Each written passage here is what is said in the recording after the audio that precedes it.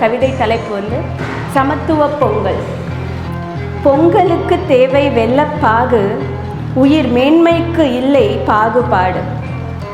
சர்க்கரை பொங்கல் அரிசியில் செய்வது, சமத்துவ பொங்கல் அரசியல் செய்வது. மதம் கடையாகி நாடு சண்டையாகி பணம் கடவுளாகி மனிதன் இயந்திரமாகி சமாதானம் என்றால் போரில்லாத நிலை என தாழ்ந்து விட்டது.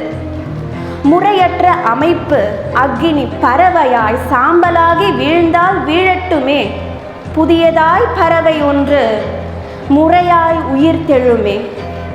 அழிவை எப்படி கருணையுள்ள கடவுள் தருவார்? அழிவின் பின் பிறக்கும் மாற்றமும் அதே படைப்பின் ஓர் அத்தியாயம் அன்றோ? மாற்றமில்லாத புதுமை ஏது? புதிய யுகம் நோக்கி பயணிக்கிறோம். தொழில்துறை புரட்சியையும் அரசியல் மாற்றங்களையும் விட புவியில் பெரியதோர் திருப்பம் இது. விண் வைரமென நட்சத்திரங்கள் நம்மை அழைக்கின்றன. வானத்தை பார்க்க மறந்த மனிதர்களாய் நாம்.